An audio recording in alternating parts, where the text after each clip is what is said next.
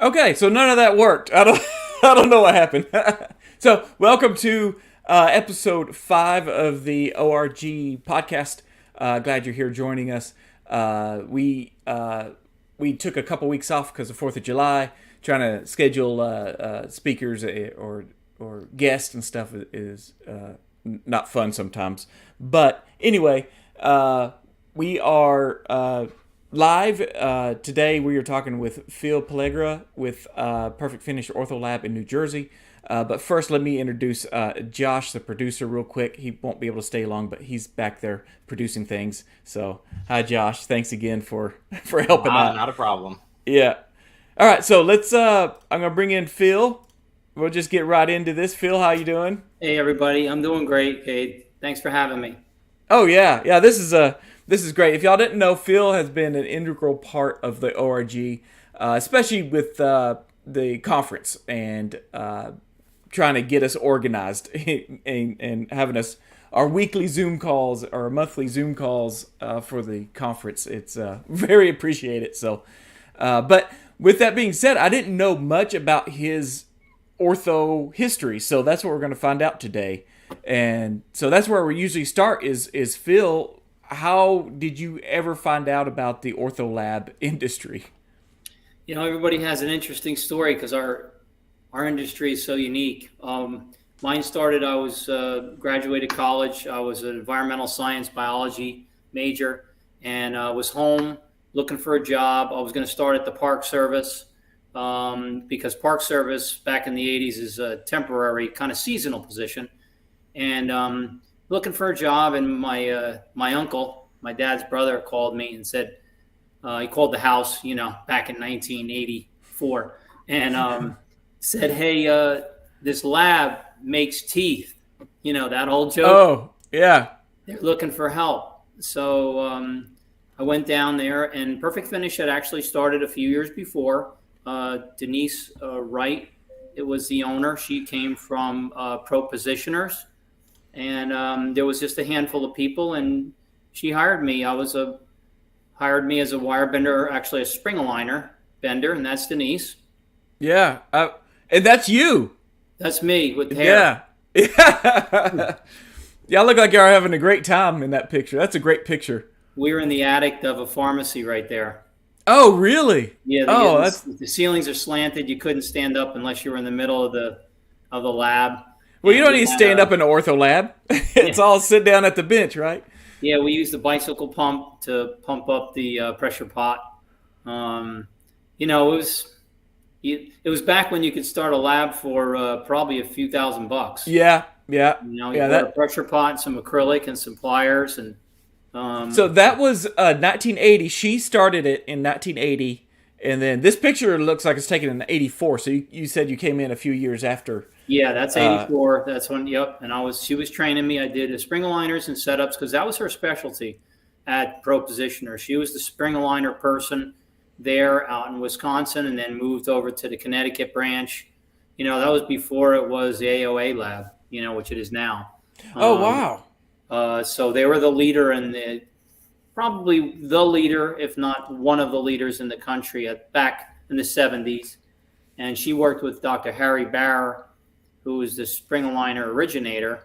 Um, and, he trained her and they worked together. And so she passed on to me. Admittedly, I wasn't the best wire bender. She would tease me all the time.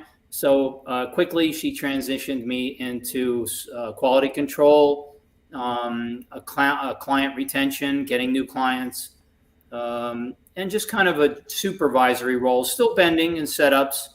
We were small. Like I said, we were like five of us. We grossed about, I think, 250,000 when I started. For in 1980, Yeah, that's great. 84. Yeah, it was, Yeah. it was a good business. Our area, the New Jersey, New York City is, there's a lot of people here, and it's a very progressive, aggressive area. There was a lot of orthodontics going on, especially in the five boroughs, even back then. So we had all the work we could handle. It was just a matter of training people and getting it out there that we had a lab going here in New Jersey. That well, and that's amazing to think about. That y'all were just doing that with 5 people in the 80s. So you were saying she was in the Wisconsin area, and then when did she go into New Jersey? They Was that transferred her to Connecticut as a supervisor, and coincidentally, she met an orthodontist that was a resident in school up there, and then they were dating, and oh he was going to open his practice in New Jersey, and she followed him down, and she said, you know what, I'm going to open a lab, and she started just by doing his work, and then started going out, and she was very as a woman. Back then, as we know, in this field, it was male dominated with dentists and orthodontists back in the 80s. She called herself Denny on the phone oh to help buffer some of that. And in her letter, she signed it Denny. Until then, she went to the meeting and met him in person. And here's this blonde, blue-eyed woman, Priscilla from JBC has some great stories like that too. I bet. Same. Doctors meet her for the first time. That she's been doing her work for I don't know how many years, and they didn't believe it was her. So she had to deal with that also. Yeah, it's challenging. So I think it was a good partnership from the beginning because, here comes a guy who's really aggressive, and I'm very interested in growing the lab. So, I was the one that started going out to the knocking on doors right away, and she was a really good technician. So she was good at training, running the operation from the lab, and I was out a lot. So she found your skill set fast. It seems like. Yeah, she said she saw something in me, and I'm eternally grateful. So how long did that go for? Y'all's team. Yeah, I would say about 8 or 10 years. Then she started transitioning out. She met an older gentleman. She was single, and he wanted to do a lot of traveling. She started spending a lot of time out of the lab.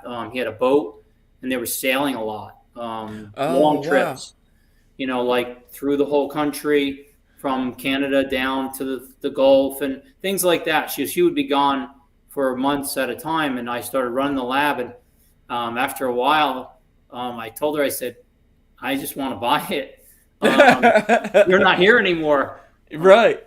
And she wasn't sure about it at first because she had a really good thing going. She was getting paid. She had somebody running it. And she would, when she was there, she's a hustler. But I just said, no, this is what I really want. And I don't want to leave, but I want to buy the lab from you. So we brought in some legal minds to value the lab, and I bought it from her. She held the note initially. Back then, I want to say I think it was about 800,000 back in the early 90s because we had built up to be over $1 million, in sales. And we had a merger and acquisition attorney come in, charge us a lot of money, but we didn't know how to value a business back, 30 years ago in the ortho lab. Right. Now everybody kind of has an idea what their value is. Well, let me ask this. The title of this was Ortho Lab to the Ortho Residencies or Ortho Schools. And, right. I have it here. And so all these, you just listed on your website, all these schools y'all work for. Now, did she start that, with her first, the orthodontist that she followed here, or? That was my thing. That's what that was your thing. Okay. Yeah, that was, I just felt like, where we were in that New York metropolitan area, as you could see, and there's more than that now. We had so many resident orthodontic training programs because it's just a hub. Yeah. And there's so many within driving distance of us. And there's another half dozen or more on there that we do work for now. So I started kind of going out and asking, because as you know, you have some accounts that might work at those institutions part-time teaching. Oh, yeah. Yeah. Especially the older folks. Yeah. They're transitioning out. A male or woman, male or female orthodontist is transitioning out and maybe wanting to give back to their field, and they're working, or maybe they're looking for benefits or whatever their thing is. So I started like meeting some of them and saying, hey, can you get me in to see the chairperson? Maybe we can offer something there, because it's very political. I can imagine. Yeah. Like Yeah. that's what I was going to ask. How did you get your foot in the door? Yeah, you Yeah. have to know people. You have to go through somebody that works there. Buy a dinner, start buying dinners. Maybe offer some things to the chairperson. Oh, You know, wow. yeah, like some maybe helping them with their work and different things and discounting, and you got to be creative to get your foot in the door. But it's not like that anymore. I mean, if you can prove yourself, and I think the big part of it is just being having really good consistent quality, but also they are very concerned about budget. So your pricing has to be good. If you're high, you probably will struggle getting an institutional account, because they review that. You have to do a request for proposal, and sometimes they tell you what they're going to pay. Oh, yeah. Yeah. So, well, okay, let me ask this now. I've heard rumors that in the dental schools, and I'm not sure about the ortho residencies, that the lab modules are shrinking. They're doing less and less lab work, these doctors. Correct. So, has your business picked up over the years just because they do less of their own work? Yes. Uh, Yes. In the beginning, when we first started getting some of these institutions in the 90s, part of the my role would be to go and actually help train the residents on how to fabricate appliances. wow. Okay. And Yeah. what's happened over time is they've gotten away from that. It's more theory, it's more in the mouth, chair side training, and now in the last 10 years, it's been a lot of digital training. So they don't have time. These residents literally don't know how to bend a labial bow. Wow. Where they used to do it themselves. If you talk to some of the older orthodontists, they'll tell you, hey, I made my own, Holeys or TPAs and Right. things like that. And they could do it in their office because they learned it in their residency. And I bet you there's a very, very few that do that anymore. Well, and where I got my start was I was in-house lab, and he used the Dr. Hubbard. He used to tell me that when he first started his business, he's the one that did all the ortho himself. Mm, He did it in his garage, and yeah, so he learned how to make his own hollies. And of exactly. course, that there were some amazing wire benders at that point because stainless steel wires, and they were putting first, second degree bends and all that stuff in the Mm, labial bows and stuff, or the yeah. arch Well, wires. that's what I always try to, even today when I talk to some of the chair people at the institutions, I'm like, even an intro class for these residents would be helpful, because it's going to make them a better clinician, just being able to understand how the pliers work, when Right. because they still need to do chair side adjusting, um, just in a different way. Oh, and also even adjusting. I mean, a lot of us use clear retainers now, but if some of them would like to try some Hawley retainers, it would help them be able to better understand how to adjust a retainer, clasping, labial bows, because that can be tricky too. You can Yeah. really mess it up, Yeah. Yeah. right? And being able to, like you said, adjust at the mouth, removing acrylic, adding acrylic, Right. things that I want to tweak a tooth, and I just need to add a little thing of acrylic here to do Yeah. that. So you actually taught some classes there, and Yeah, taught classes. I'm actually doing one in a few weeks, going into Hoboken, New Jersey, and doing like 3 hours with some new residents that just started this month. Because that chair of that program, he wants the residents to have a little bit more of a hands-on experience. Interestingly, he came from NYU many years ago, and he really appreciated the training that he got from us when he started. Um, wow. so, he's just carrying that forward to his residents and saying, hey, I really think this is a good idea. It's just a half day, but in a half day, you can get a Yeah, foundation. yeah, yeah. Just having someone tour your lab who has no idea what goes on in a lab, they can pick up a lot Yeah. just walking through the lab. And I can imagine uh, just showing them how it's done. it's not a magic behind the curtain thing that happens No. for them. So for the other lab owners out there that are, or even managers or even technicians that are watching or listening, I would like to say that it's a really good opportunity, even if you don't make a lot of money necessarily at the institution for billing. You are meeting all these residents. That's my next question was Right. So, and when they graduate, there's a percentage of them that are going to at least try you because they're familiar with you. Maybe you developed a relationship, a working relationship, because you communicated over those 3 years, 2 years, whatever the years the program was, 2 or 3 year. Um, and, so they might reach out to you, especially if they stay in the area. Some of them go across country or maybe to another country, so maybe not. But there's generally some that will just stay in the same geographical area. So you get a shot at them. So I always thought of it as our marketing budget. oh, Even if we just the didn't make a lot of discount. money on the account, Yeah, we would get maybe a few residents every single year, and that's how Perfect Finish grew. that's and your name. That's they know one lab and it's perfect finish. Exactly. So that advice to other labs, whatever area you're at, is great advice. Try to get to your local There has to be school. there has to You're be close. plenty of them around, and some of them are small. We have some tiny ones that only have a couple, two, three residents. Some of them are in Oh, hospitals. really? Yeah, Oh, wow. we have quite a few hospitals or clinics that are just have a couple, two or three in a class, and then of course I know there's giant ones out there. They're a little more challenging politically and also trying to train that many people at once. But there are plenty of smaller resident programs, so it requires a little research on the lab's part, but I'm sure across the country there are opportunities there that some of the owners aren't thinking about.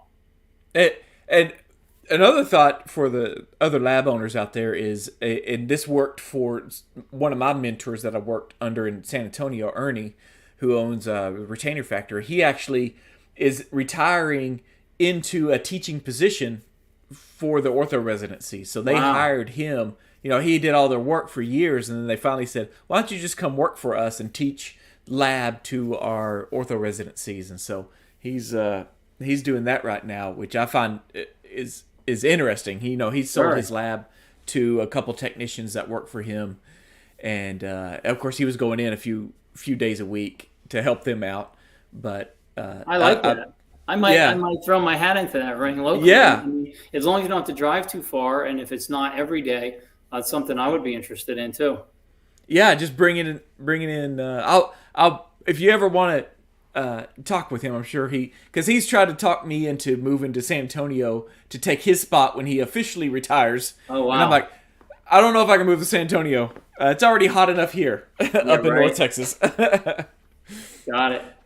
So as have you tracked numbers or percentage of how many ortho residencies were in the schools, and then who continues to use you after they get out? Is that a Yeah. number you can track? So I don't know if you remember, but there used to be an orthodontic directory. Do you remember when that book came out? It was like a green. Was it green? Every Or year maybe had a different color. It was a yeah, yeah. soft Soft- soft cover book, and I think it was maybe an orthodontist who actually he must have retired because a number of years ago they stopped producing it. Oh, But I would really use that as a Bible to look at, the who's graduating and when, and then once they graduated, there was their contact information in there, whether it be an email or a phone number, and you could follow up, or even if it was an address years ago, you send them a letter. We did track, and I would say early, like I said, in the late '90s and in the early 2000s, it was 25% of our work was new residents. 25%, Yes, a quarter of your. Wow. Okay. yes, just that we're accumulating, and so we grew very quickly. When I told you, like when I started, we were grossing like 250,000, and then when I bought it, it was worth close to $1 million. And we grew in about a 15-year period. We tripled, and so we went from one to three. Well, now we're at three. Oh my gosh, that's unreal. Well, okay, so where are you at right now as far as how many people in your lab? You're considered president, and No, so okay, I'll make that announcement at this time. okay. I just sold the lab to my partner Megan. Oh, awesome. That's So I recently, a few months ago, and I'm transitioning. I'm the CFO. okay. So my role is more on the financial side and tutoring and guidance. She's doing a great job. She's a great technician, and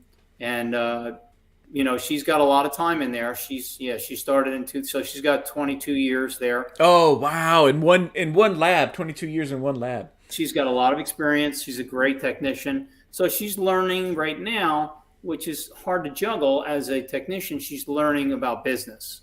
Mm. She's trying to learn about how to run a business and not just manage, her department or manage the employees, which can be challenging as well, but also really how to make money and how to run a business successfully. So Yeah. I'm trying to help her with that.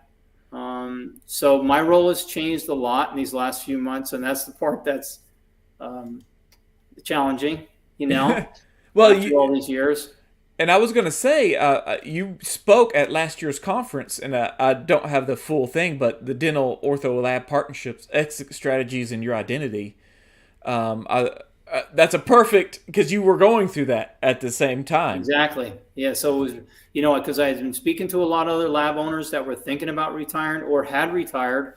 I was speaking to a lot of professionals about how to handle transitioning, speaking with accountants, attorneys. So I had a lot I felt like to give back, and that's what we like to do at ORG, right? ORG is about giving back to everybody in our community. Hopefully, I can help somebody, and that's what I'd say now too. If there's anybody out there that's thinking about retiring in the near future, and you want to touch base, it was a 3-year process for me. 3-year process. Yeah. Again, this is not you wake up in the morning and you're like it's done by the end of the day. Obviously, so No, I mean it can be if you just want to close the door and leave. yeah, But I wanted to continue to be successful. I didn't want I didn't want to lose accounts. I didn't want to lose employees. I didn't want the company to suffer. So I just slowly started working with Megan and tutoring her and taking more time off. Started taking 1 day off a week. Then started taking 2 days off a week and slowly started just taking more time off so the laboratory could run more on its own and the employees got used to me not being there. Now the last year I was only in the lab 2 days a week. so you're kind of inoculating that, not inoculating. That's probably the wrong term, but getting them used to you not being there. I wonder how many owners don't even think about that. They get so Yeah. dependent that they sell the lab and they continue to have to work there as a Yeah. technician. Yeah, it's tough because change is hard for all of us, your employees too, and even the accounts. They're used to seeing Phil, and so Megan, probably about 5 years ago, even as early as at least for 3 for sure. Like I said, when we got new accounts, Megan handled them, not me anymore. So she was the general manager and she was the vice president at that time too, but we directed new accounts to them, so they only knew her. Oh, And not ask for me. Now the older accounts, I mean, we've had some accounts for 30 years, right? So they still maybe ask for me or call and or Denny. yeah, maybe email them. I'm like, hey, you can try him, but he's not here till next Tuesday. Right. But Megan can certainly help you, and that's how we handle those questions. Yeah. Okay. So just kind of pass the question on and get them used to Megan being Yeah. in We charge. can help them. She knows what to do. It's just that they're not used to that. They're used to, when they call, they're used to asking for Cade. Yep. But if some point in the future, you transition, you say, okay, well, you're now going to talk to, Emily, whatever. Right. It takes a time, but people get used to it after a few phone calls, they'll catch on.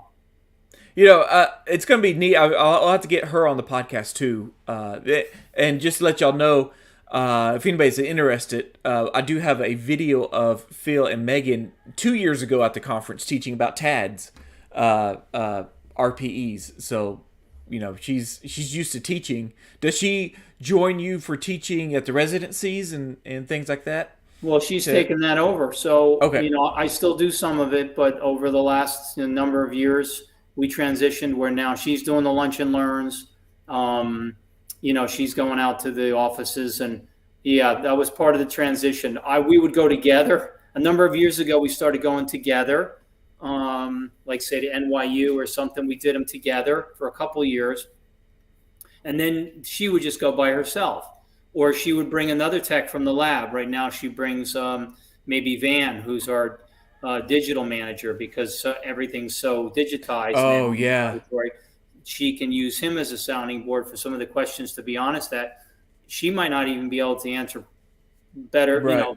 as well as him, because that stuff, it's a whole nother branch of the laboratory that she doesn't really work with every day. So she's still at the bench, Yes. so to speak. Okay. Yeah, yeah, we're trying to work on getting her away from the bench. You know, her day was probably 90% at the bench before we transitioned, and I think she's probably still 75% at the bench. But it takes time. So at some point she's going to be owner of the lab. And you're still going to be CFO? Yeah, she's owner of the lab now. Okay, that's right. That's the announcement. Yeah. Yeah, Okay. so yeah, I'm the CFO, and as long as she'll have me. That's our first order of business. Get rid of Yeah, Phil. so, we made it so that the lab could run successfully, and I just wanted to make it so that I could still be there for her at a good value, and not take away too much of the laboratory's resources. But I still feel I want them to be successful. And like I was saying to you recently, Kate, I still want to be active in the community. I'm healthy. I love the ORG. I want to make sure that I'm part of the conferences. I have a lot to give, and I want to share. I think every year we need to have a course on, we talked about doing hands-on technical courses, but we also need the other end of the lab, the mature lab, the ready to. So I think every year we need to have the beginning and the end and everything in between. Yeah. At least one course for everybody.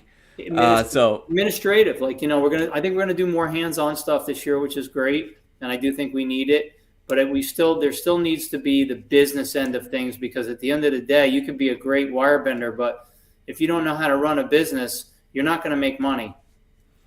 Right. Yeah. Yeah. And just to remind everybody, the next conference is block it out in your date, your calendar, because you know how doctors are.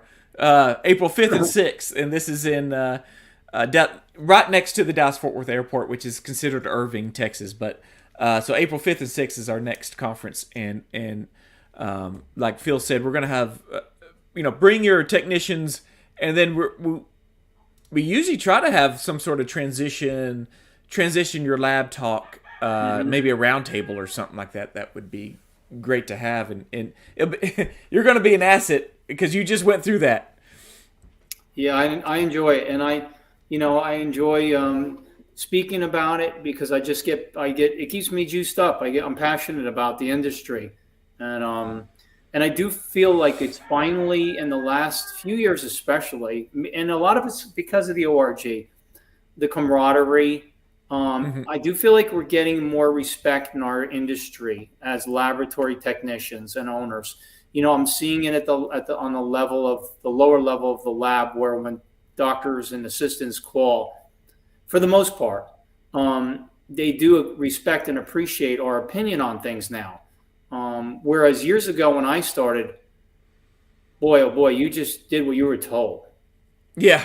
Don't question. Nope, don't question anything. And now they want us to question, because a doctor will actually say, well, why didn't you call me on that? Or why didn't you second guess that? I'm busy. Right. Why didn't you, so it's nice to see that there's this cooperation and communication. I'm not saying in every office. Some are very busy and you don't really talk to them. Hey, I've been doing this for almost 40 years now, and there are accounts that I have that I've never met them. Right. Yeah. Yeah. You've Literally, never never met them. never shook their hand, looked them in the No. face. And there's others that I've been out to dinner with plenty of times and done things socially with and talked to weekly. So it runs the gamut. But, Right. that's just personalities. Everybody's different. Some doctors just trust you and say, hey, just do it. And others want to be more hands on. And that's that's the way the industry, or that's the way life is. Well, and have you noticed that you get a keen look into the ortho residencies, the new ones coming out? They seem to be more dependent on our knowledge. Totally. And again, going back to the ORG, where we're trying to build a website or a community for even the doctors to come aboard and look in our plant standardization. So Yeah. that's a great thought that you have, or a great point you made about that. I think, Kate, a lot of it's because of technology. Yeah, They're learning theory. They're learning how to manipulate dentition. They're learning how function of the mouth works. But they're not probably getting introduced to a ton about 3D printing and how submit digital RXs and things like that. So they need us as a resource there too when they come out of residency. Like, what's EasyRx? What does that mean? yeah, And things yeah, like that. I mean, a lot of them today, we still have to hold their hand on, okay, this is how you're going to submit the prescription sheet to us. This is how you're going to we're going to create a 3D band for you. You know, they didn't have to think about that years ago. They could do it all on their own, but now there's definitely that cooperation with the laboratory. yeah. That's a good thing to see, because a lot of us labs got thrown into the digital. We weren't ready, Right. and in fact, I think a lot of labs they retired. They're like, it's starting Yeah. now. I can't transition. I can't do it.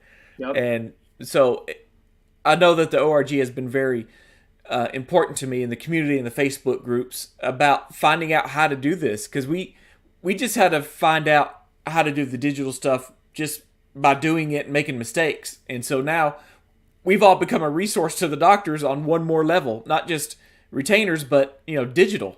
Yeah, And the assistants too, because yeah, they're in yes, dental school, but they weren't. I would bet, and if an assistant went to school, that they weren't teaching them how to submit digital prescription sheets. You oh know, yeah, they're yeah, teaching them chair side adjusting, just overall OSHA and regulations and just patient care, things like that. They're not teaching them how to 3D print a model. right. So maybe that'll happen with progressive schooling in the future as we transition more into that in our field. But for now, they're definitely depending on us. So the ORG can be a great resource for that because there are some assistants, right, in the office that are also the techs. Yes, yeah. And we have a few of those in our directory, Yes. just that are in-house lab techs.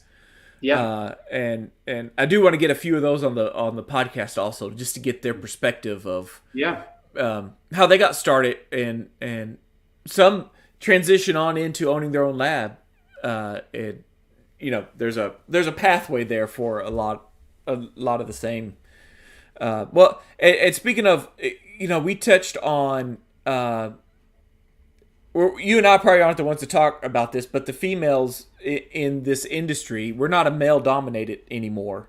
No. There's so many opportunities for female assistants turned lab techs that want to open up their own lab. In fact, the first episode of this podcast was Tiffany Prater, the current ORG president, and that was her exact path.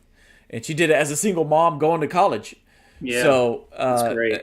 I think Megan is probably coming in at this at a great time. Had a great time. Yeah, I agree. And you've seen the statistics. There's more graduating female orthodontists now than there are male. Oh, I knew that for dentists, but I didn't know Yeah. that about Yeah, orthodontists. it's like 56% of the orthodontists that are graduating are females. So there's definitely now it's going to take some time, but that number has been pretty solid for a number of years as far as an even split. But a lot of the orthodontists they do practice at it until a late age. Yeah. I see that into many of them in their 70s and almost 80. I think because it's physically not demanding, and as long as they're sharp mentally, so there's still a large percentage of males, but it's changing yearly. Well, let me get your perspective on coming out of the ortho residency. Is there a lot of, I call them DSOs, but are there a lot of opportunities for young orthodontists, male or female, to not open their own practice but go into a large? Do you see that a lot? I don't know if it happens in ortho as much. Yeah, that's a good question, Cade, because I do get involved in that because I also talk to the residents about trying to help them because I have a big base of orthodontists in our system. We have like 640 accounts right now. So when they graduate, many of them are looking for a job. I would say that for the orthodontist, there's not as many good opportunities for a graduating orthodontist right now as there used to be. Yes, there are DSOs, and that they can pick up quick work, but they're really handcuffed in those opportunities. They're being told who they can order from, who they can send their work to, who Right. the Yeah. assistants are, what days they're going to be working, and how long. They don't have much control. They're hired guns, and they get paid. They get paid well. Don't get me wrong, but there's a lot of turnover, and we see it with the DSOs that we have. Oh. The residents or the orthodontists, I should say, don't stay, I'm sure, as long as the business would like. You see them transitioning in and out, moving to different programs. They're really trying to, old school term, but they're trying to hang their own shingle, They're trying to get their own business, and Right. work for somebody that they can buy a practice or be a partner in, a real working individual practice, not a dental service organization. But that's not going away. Yeah, so you probably get to see that a lot. You just now transitioned your lab. You probably saw a lot of orthodontists transition. New guy comes in, new girl comes in, and they Yeah. buy the practice, and things change. When Yeah. they get in charge and they do it their way. But yeah, I can see how they're handcuffed with a DSO. But opening your own practice, man, that seems so hard. So hard nowadays, especially because again, there's what I see. I mean, we're getting off track here, but maybe it's interesting to some folks. What I see is there's more and more orthodontists. There's actually too many orthodontists because there's more and more residency programs, more than ever.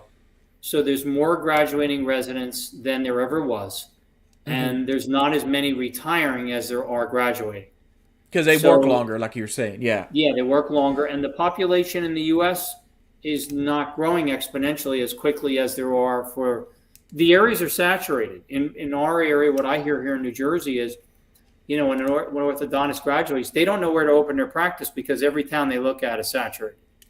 Yeah, there's already 3 or 4 on every corner.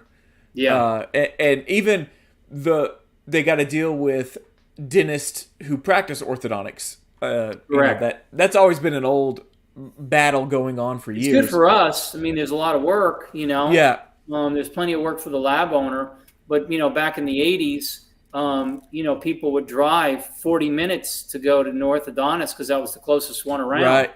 Yeah. And now there's probably 4 in their town.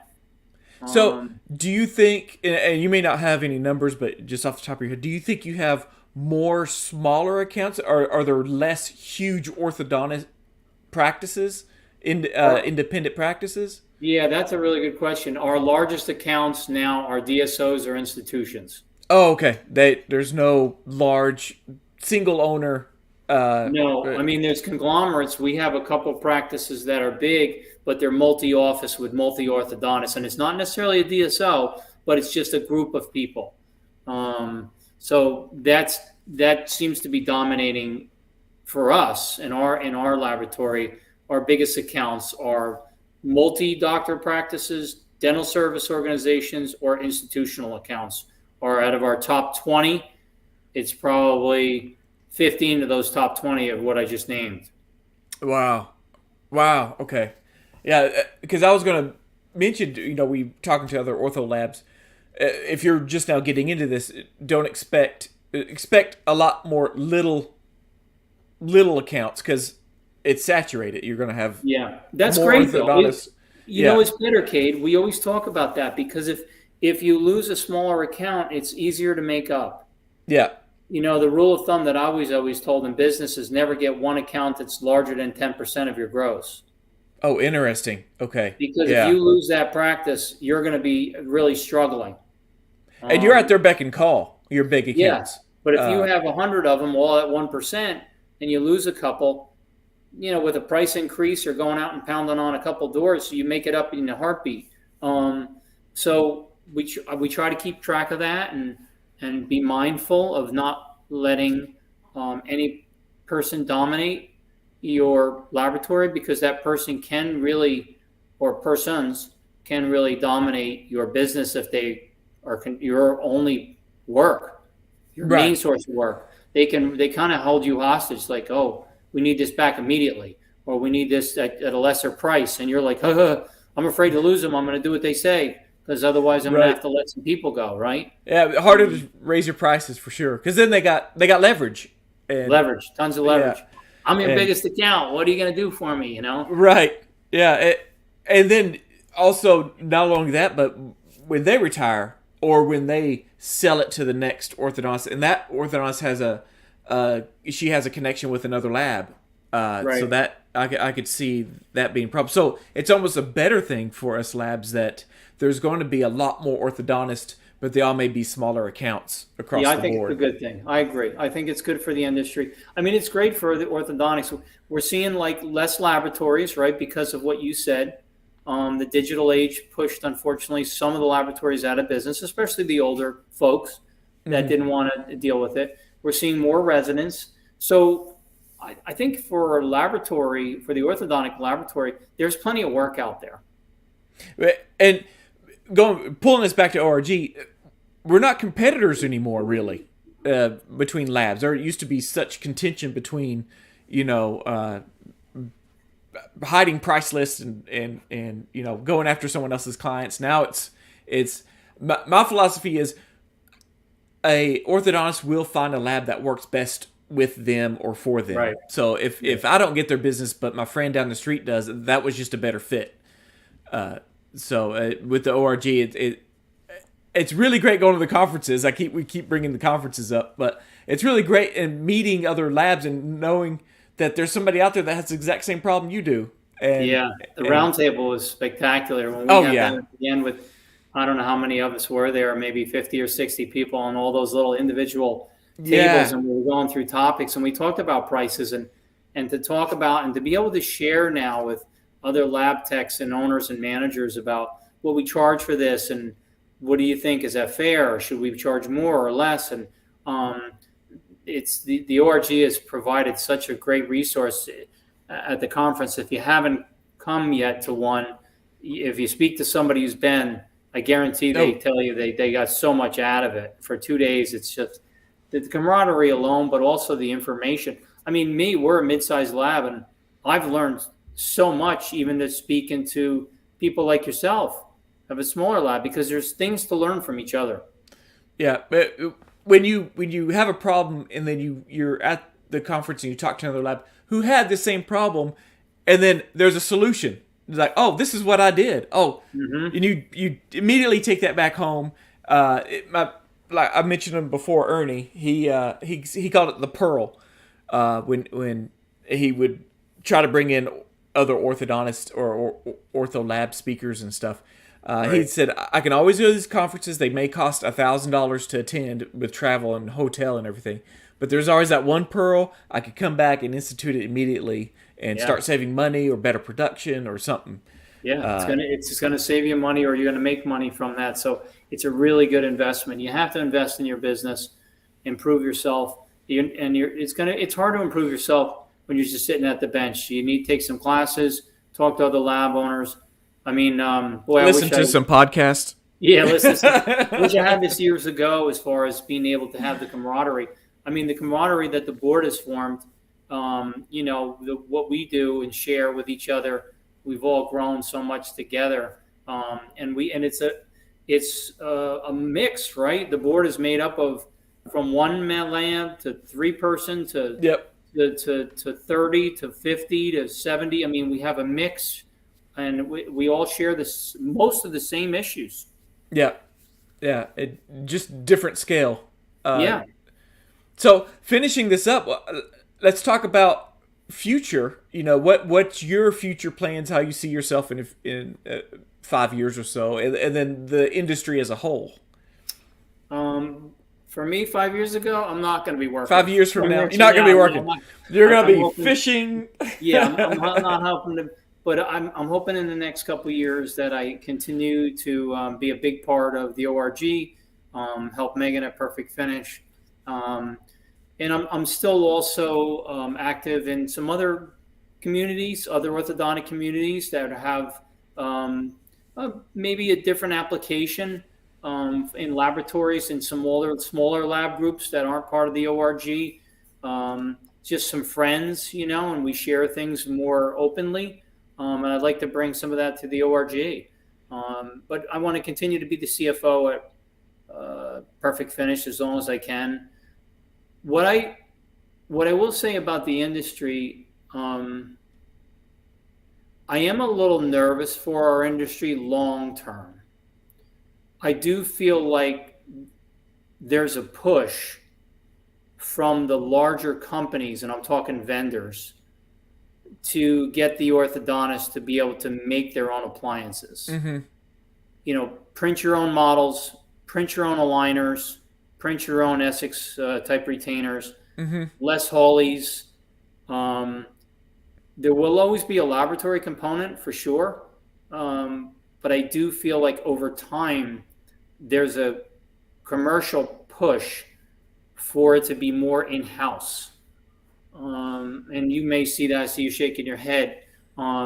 So that makes me a little nervous. The only saving grace, I think, is what I see now is it's challenging for orthodontists to incorporate that into their business because A, they're having a hard time finding people to run that application in their laboratory. It's hard enough to find an assistant for them right now. Right. And Let alone a technician. now you need a technician. B, it requires a dedicated space. And in my area, space is a premium. Most of the orthodontist office are relatively small. They don't have a lot of extra room. And to now create a laboratory space is challenging with ventilation and everything else that goes along with that. Right. But as the technology gets better, things get smaller and more compact, and printers are faster, things are easier. It may cut into our business over time, not right away, but I do feel like over time it's going to cut into the orthodontic laboratory business slowly. But maybe it's organic enough that it'll just be where some of the older labs transition out anyway. That's the only thing that I see where it creates a little bit of anxiety, I think, long term. Well, I think we touched on something that could also help you is becoming a resource. How obviously the increase of questions coming in from the orthodontists and assistants and stuff has increased, and I think the lab may just become a consultant in their field on how to make appliances. I think there's always going to be fixed work because that's a little more difficult, like right. we talked about early on when we were just getting started. Is about soldering. That's messy. That's ventilation. That's a little different type of equipment. But doing invisible retainers on a 3D printed model is not rocket science. People can do that in the office. They could get young people to do that. High school kids.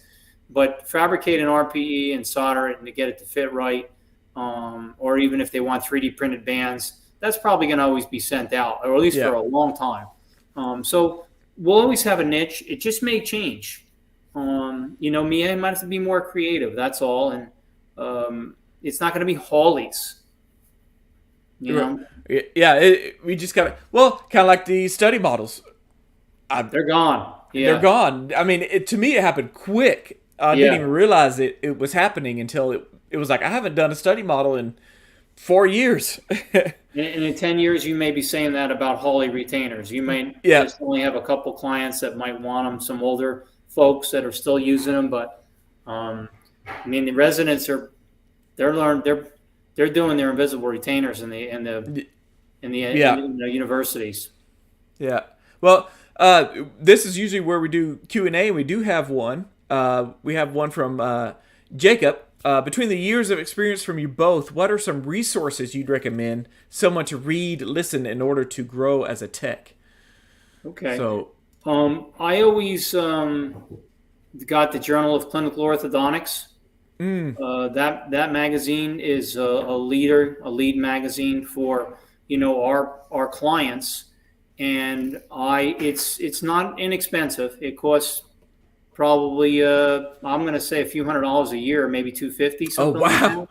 It's yeah, expensive, but you get a monthly magazine, and it's very informative. It's worth the investment. You get to learn what the orthodontist is reading every month, as far as what are right, the new appliances, what are the new theory that's being taught, and it's worldwide. There's contributing editors from all over the globe. LMT is a great resource. That oh yeah, magazine is great. If you don't get it, you should get it, and you should read that every month. It's fantastic. And there is also some really good orthodontic journals. I don't have them here, Cade. Maybe you have some, but just tech books on oh on orthodontic terminology. yeah, oh yeah, yeah. Do you have Like any of those? the Great Lakes, that Yeah. Great Lakes book. I mean, that was valuable to our industry. And then Inman, Don Inman, he passed out that one just a whole book just on his Inman aligner, which is interesting to look through. So And creating a library is what you're saying. exactly. And if folks want to know it, Kate, you could probably show them. If they go to our website, we have all the appliances there, the fabrication standards, which we're trying to do is, if we can at some point create a national standard for how to fabricate, not how to make it, but what the standard would be for a specific appliance. So you could go and look at these appliances, and it's all there for all the members. You can go and snag those images, and it'll tell you, okay, here's the bonded expanded. This is the function of it. These are the components of it. Right down to wire gauges and things like that. And this is super educational. Look at all the options you can have here listed. Don Inman, you mentioned Lance has been a big part of this. Yes, and Brandon, Brandon from our vice yeah, president, spent a lot of people to put a lot of time in this. There's hundreds of appliances on this website that you can educate yourself, because some of these you might not make as a technician, and you can learn how to fabricate it, or at least get a basic understanding of it by looking at it. yeah, and that's. I'm glad you brought this up because that led it right in here to answering that question. This is something I needed whenever I first started. There was a book that had this, and I can't even find it anymore. And each page was one appliance, and a lot of us technicians, if you just show us a picture, we could make it. And we just needed to know what a picture of a Gemini was, because Right. somebody asked for it. I was like, I have no idea what that is. And I'm like, oh, it's a 3-3 clip. There's 3 different names for the same appliance on each one of these. So Well, yeah, now those are they can go to our website, and it's all there. And if there's something that's not there, if somebody sees something that we missed, that they could send us a message, contact us, and say, hey, you missed this appliance. Can you add it? What Lance's goal is, and maybe Tiffany's talked about it too, is try to incorporate this into the institutions, into the yes, universities, so that we all have a common language for what an appliance is. So when somebody talks about yeah, a Schwartz plate, what does that really mean, or a sagittal, or whatever, an RPE? If they use this in their training, then we'll, at least that over time, we'll be all have the same terminology when we request an appliance. You've had that. yeah, oh yeah, That's for something like, I never even heard of what you're talking about. Then you find out later it's something else that you make, Yeah, but you just it's like didn't call it. I make Right? 100 of those a month. Right. I, But they you called it just a linguine or something, and yeah, it's because of, linguine. right. It's because some doctor that in their residency probably told them that's what it was, and that's all they know, and that's fine. Yeah, Um, or MRE instead of yeah, a RPE. yeah. That was a one that I ran across, and I'm like, oh PE, no. Hyrax. Yep. There's probably 10 names for an RPE, and it just depends on who you spoke to, how you were trained, and where you went to school. Yeah. So we do have one more question. Same from Jacob again. How long would you say someone should be in the ortho field before they start thinking about starting a business or even getting certified? So I can speak to the certified part because I don't know how it is in New Jersey, but in Texas we got to be certified. But it turns out to take your CD in Texas, you to open your own lab, you have to have a CDT on staff, 30 hours a week. So that's usually the owner. So to be able to take your CDT exam, you need to have 5 years of attested lab experience. Like someone's got to say, this person has worked for me for 5 years, and that allows you to take the test. Now, to be able to pass the test, I think the average is 9 to 12 years of lab work to be able to pass the exam. Wow. So as far as certification, you're looking at over a decade. And I think that's where Texas want it to be the leader in. If a doctor calls up a Texas lab, they know that there's someone there with at least a decade of lab experience to talk to, not someone who just opened it up last night. But as far as you, how long do you think it would take someone to work in a lab that they could then go and open their own or buy the lab from their current owner? Yeah, that's a really tough question. I mean, Yeah, everybody's different. Yeah, I didn't know that you had to take that was that long, and we're not a certified state here in New Jersey. Yeah, But everybody would be different. I mean, I felt like within a few years I was able to run a business, but that's a good question. I just think it's individualized. Some people may go their whole life and not be ready to run a business because it's a different mindset. Rate. There's a high failure rate in running, to trying to run your own business. Well, like you said, you weren't the best wire bender, but you had skill in the business, and she saw that. She teased me all the time. Even the technicians would tease me, like, "But Phil, that's not your strength." But I was a good businessman, and I went back to school right away and started taking business classes, and so it was a good marriage, and every partner that I had after that, because I had a couple, and leading up to Megan, they were better techs than me, but it was a good marriage because they were good technicians, and I was a better business owner manager. You do need somebody if again you want to make money, and you can say the same thing for an orthodontist. We all know orthodontists who are great orthodontists, they're not good business people. Right. Yep. You hear them say they're not making money, and it's not because of a lack of their skill in their field. It's probably they just don't know how to run a business. They're not watching their costs, their overhead, their staff. And staff has a like you're saying, your staff, to be able to open your own lab, you got to have a business. When I'm weak in the business, maybe I'm better at the technical part, but bring on somebody that's good at business. So that could Jacob, that could shorten your timeline. If you could find a partner or somebody that or a mentor, somebody somebody that I'm willing to do that for people. If you need a mentor, somebody to help you on the business side, maybe your accountant. Maybe somebody you have a friend that's a really good business person. They don't have to be in orthodontics. They can counsel you on running a business. They could come in and talk to you about that. And there's workshops. There's probably resources in your town with your small business administration that have monthly breakfast meetings. That have just business owners from all different kinds of businesses that I've attended some of those too. And you learn from them. Maybe it's an insurance agent. Maybe it's a mechanic, but they're all running a business and they're making money and they know how to run a business. It doesn't have to be ortho.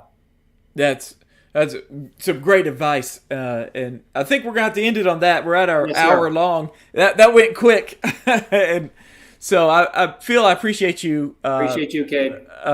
doing this with me, and expect Phil to be serving on the board of the ORG very soon, because I'll force him to take my spot, please.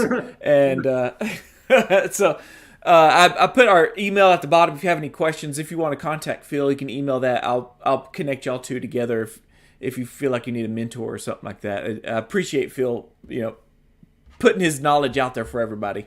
Thank you. And Phil, stay on the line. I'm going to end the broadcast, and then we'll talk a little bit final show. So with that being said, everybody, thank you for watching episode number 5 with Phil and Perfect Finish Ortho Lab. We will see y'all next week. So see y'all then.